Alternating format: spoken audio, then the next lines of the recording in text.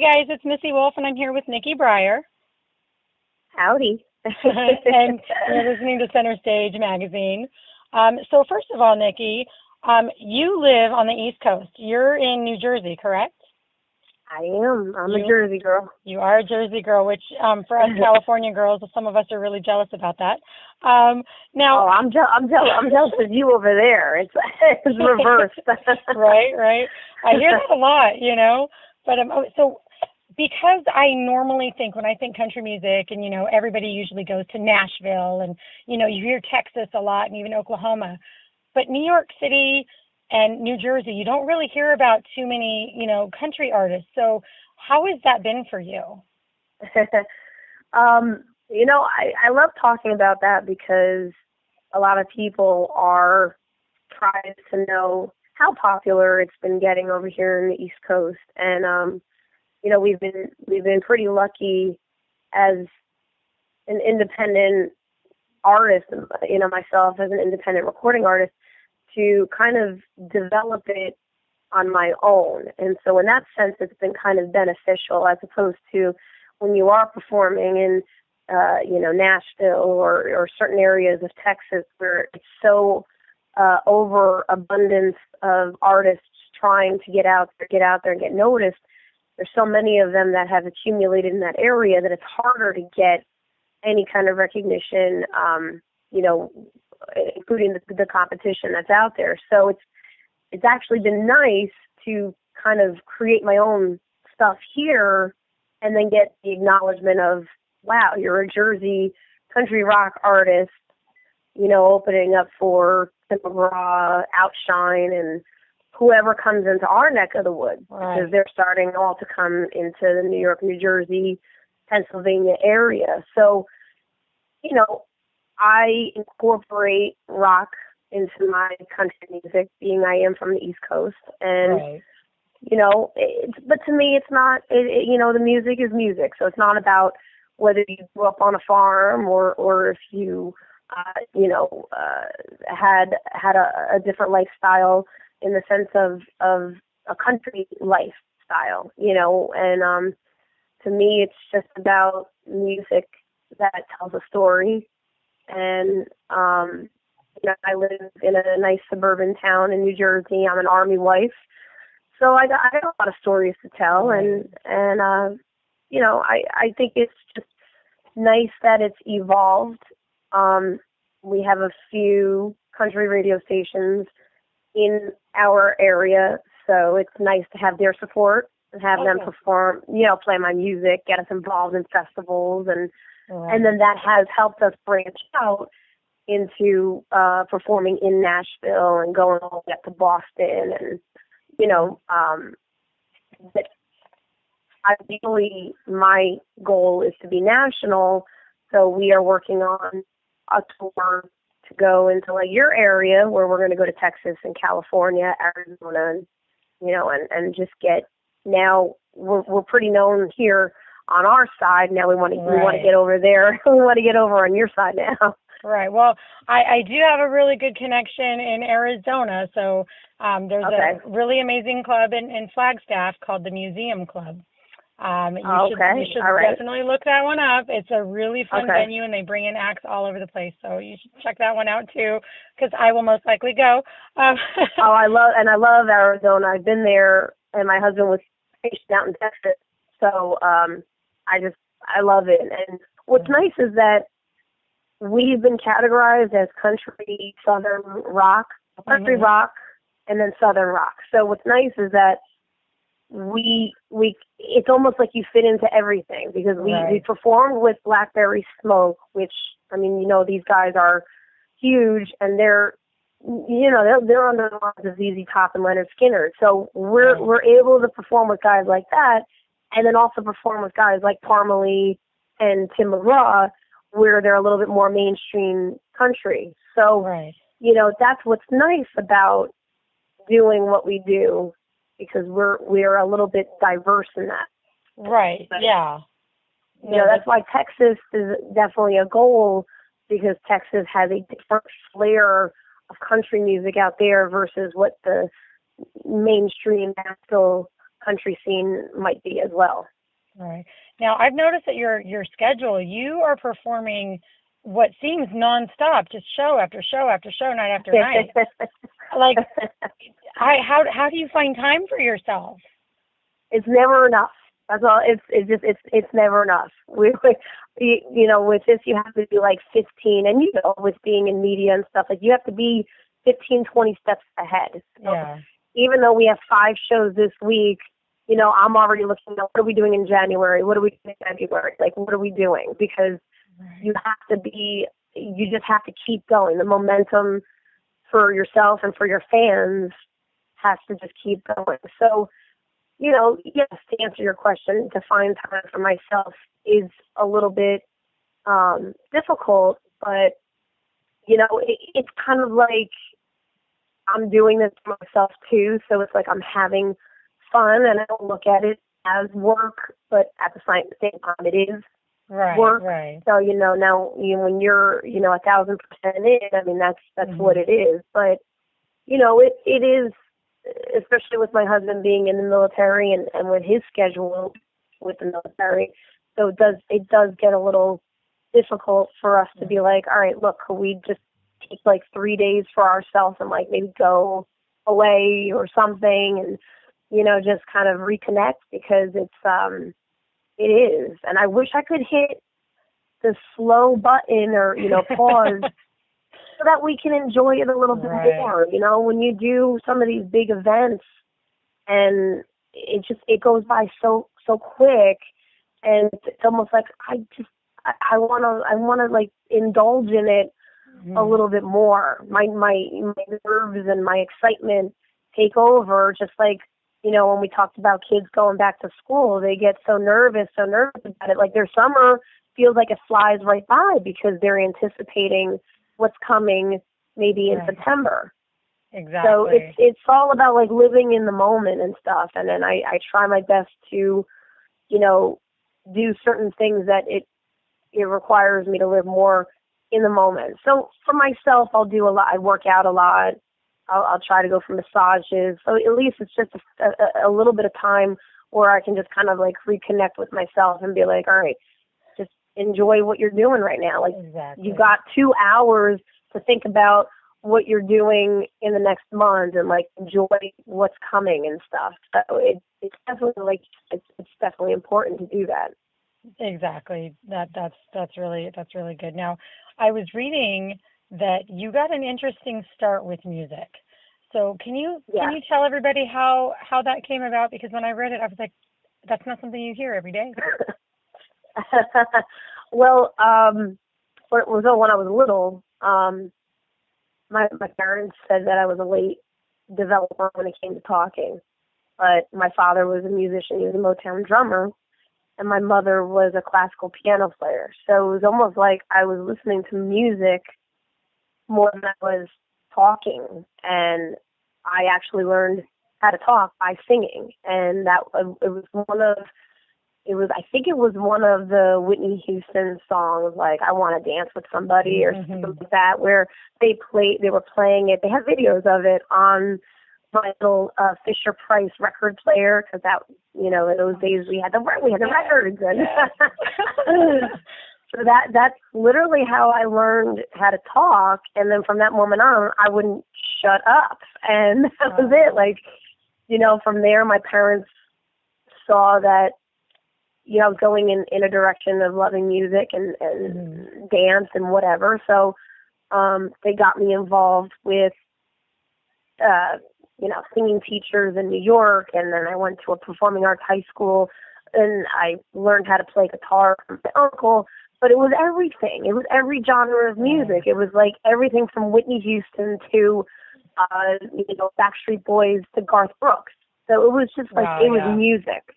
It was not one specific thing. So when I learned my first Garth Brooks song, If Tomorrow Never Comes, on guitar, I was like, wow, you know what? I love him, and I love that his songs tell a story, unlike some of the other songs that I listen to. Yeah, definitely.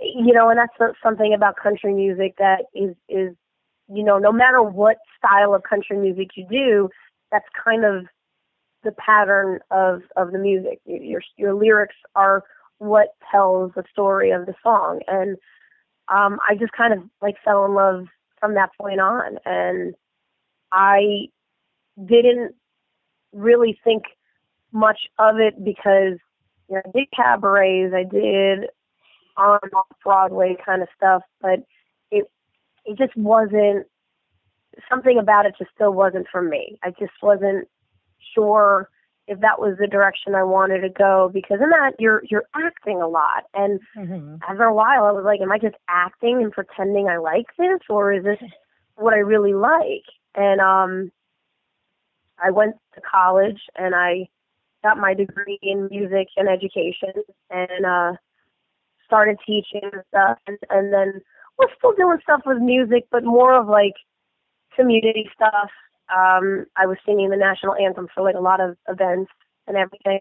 But at this point, I kind of made a decision that I'm, you know, going to be a teacher and, you know, get married and have kids, like, you know, about being a touring musician or anything. And I ended up meeting my husband right around the time that I was graduating college, and he's in the Army, and one of his sergeants had asked me to sing the anthem for one of their ceremonies at Fort Dix in New Jersey.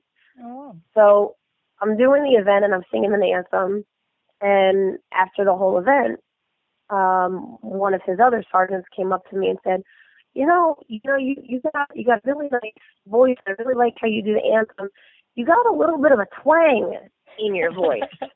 And I looked at him and I'm like, who has twang in New Jersey? What does that mean? You never hear that.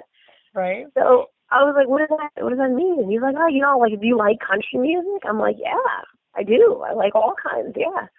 Well, you know, I got a friend out in Nashville, and, you know, if you got any songs or anything, you know, I could hook you guys up. And I just kind of looked at him like, he's probably BSing me. Like, I don't know about this. You know, he's always being nice or whatever. And, you know, so I took the information, but I really didn't think much of it. And then my husband ended up getting deployed a few months later. And now he's going to be gone in Iraq for a year. Right. What am I going to do with myself to preoccupy myself other than working? But what else am I going to do? So I actually decided, you know what?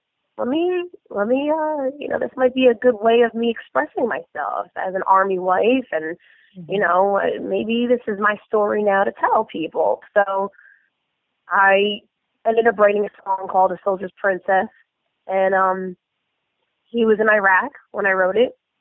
I sent it to the guy in Nashville. He loved it, and he said, please come to Nashville. I want to record it for you for free, and I want to, you know, let's do something with it. You know, and I never really had left the East Coast in my area, so that was a pretty big deal for me. And was it scary at all? It was,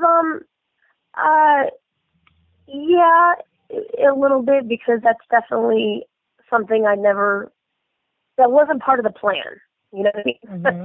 That's why I asked, because that seems like I'm like imagining this as I'm listening to you, and I'm like, I think I'd be terrified. Yeah. Like, it's just, you know, I aside from both of my parents being musicians and stuff like that, but I also grew up in a strict Italian family.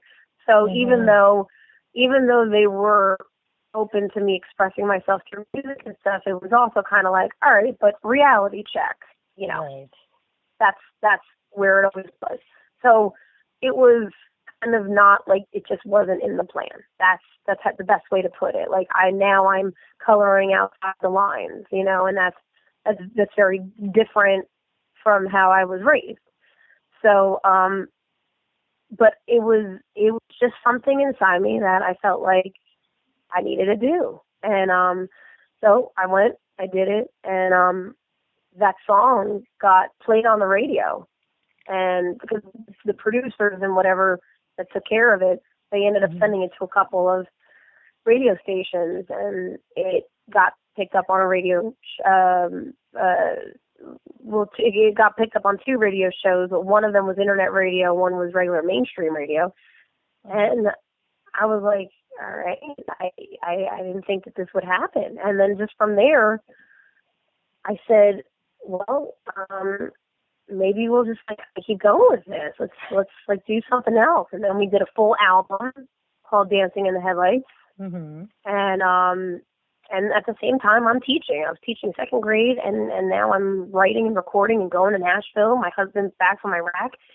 So now things were starting to pick up because, like, the last 5 years really seemed like a blur. This is how fast things happen. And then I went from teaching public school to Catholic school because, unfortunately, the position I had in public school, they were doing budget cuts. And as a new teacher, you're the first one to go. Oh, yeah. Yeah. So I ended up transferring to a Catholic school, which is my church parish. And, thank God that everybody there was so supportive in what I was doing as a musician. But that was the thing. I was torn between 2 passions. I love kids and I love teaching, and I love music. But you're also talking about 2 completely different lifestyles now too. Exactly. Yeah. So it's just interesting how things happen. The last school year, not this one that's coming up, but the last school year, it was announced that our school was closing. Because of, Archdiocese comes in and they close down Catholic schools when they don't feel like they're making a profit, which is the sad reality of the Catholic education. And, as we're all devastated, there was just another, I feel like, opportunity that God was giving me to say, like, look, you would never quit your job to do this because that's not part of your plan. But I'm giving you now this opportunity to pursue your passion. And, now the school is closing. Now you're free. Like, go and do what you want to do with your music. And so that was the big decision that I made. I said, you know what? I'm just going to do this full time because I realized as you do some of these shows with these national acts, you realize they live, eat, and breathe what they're doing. Right. So if you're going to do it and you want to be all in and you want to see yourself at the CMA Fest or you want to see yourself at the country music, the awards and the festivals, like you have to be all in. This has to be your life. And exactly.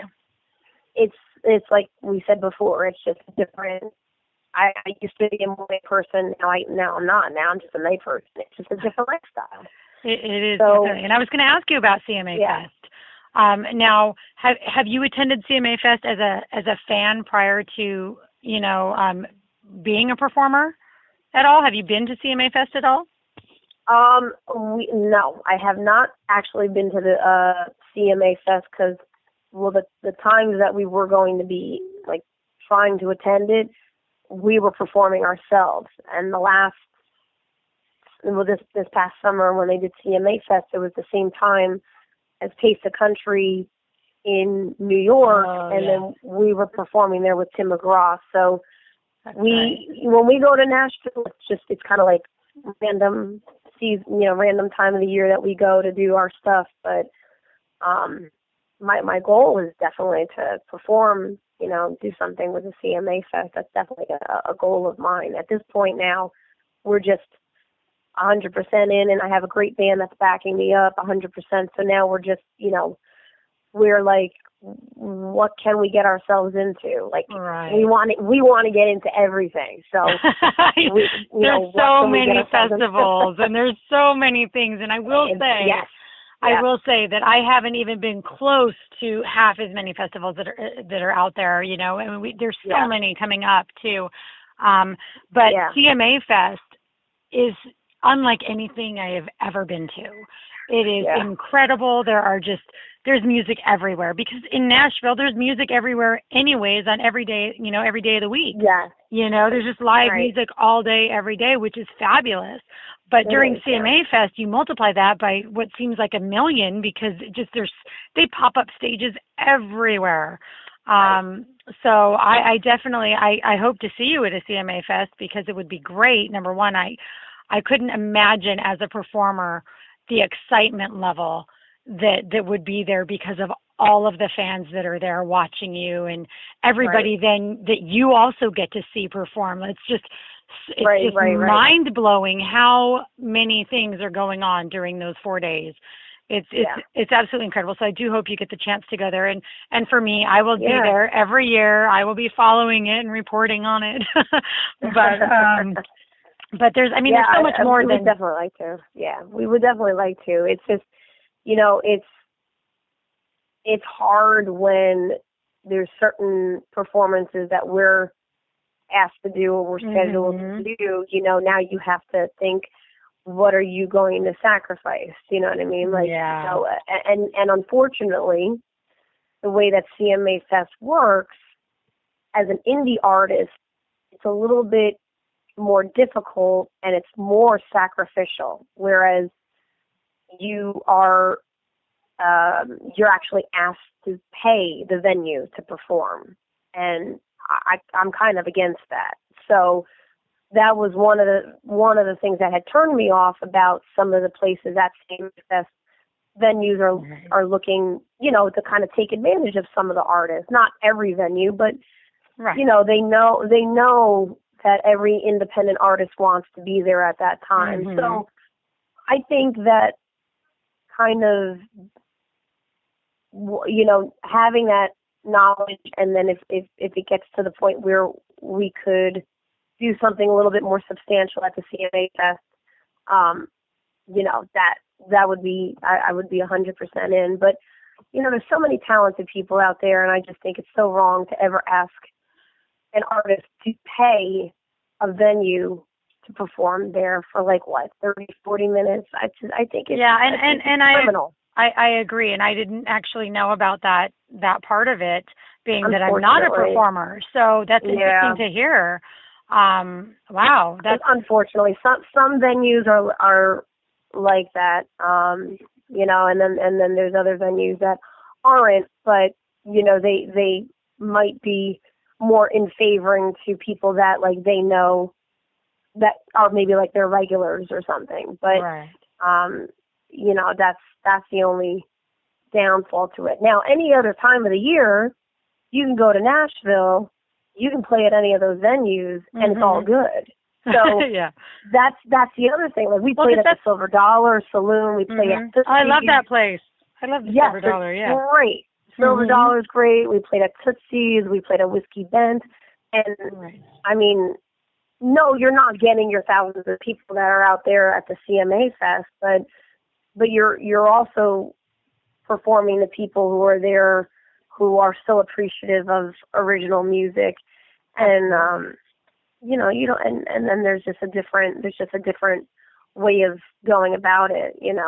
I've played at the Bluebird Cafe and Douglas's Corner, so it's just like you said, it's just, to go to Nashville is just really an awesome place for music lovers. It really is, and I mean, even for kids, being able to go there, even, I know it sounds crazy to people who don't understand, but in, all the bars that they have there, they have live music in all of the bars, and kids can be there up till, in most bars, kids can be there up till a certain point so that they can enjoy the music too. And I just think that's great. Right. I've seen acts that come in, and, I've seen this, I don't remember what the act's name was, but this gentleman was there, and his 10-year-old daughter got up on stage and was singing with him. And I just thought, wow, this is great, and they really, that whole town, that whole state, just the music, that they bring to kids and in schools even, it's pretty incredible. And it's definitely different than out here, in California. I mean, they've taken music out of, the schools for the majority, or you have to pay an astronomical, amount of money to be able to participate in it. And a lot of people can't afford it. So they their kids miss out. And it's really sad because when I was younger, that was just part of school. You just had it as another class, and it didn't cost you anything. And it's so different now. Oh, it is. So it's very sad. It is very sad that they cut a lot of those programs from the schools. It is very sad, yeah. Definitely. Well, I absolutely wish you all of the best, and eventually I'm sure we're going to get to meet face to face, and we'll get to do an on-camera interview, and maybe you can actually show our audience a little bit more about what you do. But for now, how can our listeners and viewers get in touch with you? How can they find you? Well, definitely go on Facebook. Everybody loves Facebook. I'm a Facebook junkie. So facebook.com/Nikki Briar, where you can, what's nice about our Facebook fan page is that we do weekly fan raffles. So every time we get like the next 10 likes, that 10th person ends up winning a free CD, a free shirt, a free whatever. So it's wow. Yeah, so it's a nice way of building up our fan base and getting, everybody loves free stuff. So if you go on my Facebook page, you click like, you automatically are part of this free fan raffle, and then you're part of that drawing. So Facebook is big, Instagram, everybody loves Instagram. That's fun with the pictures. Right. I'm on Twitter. NikkiBriar.com is my official website.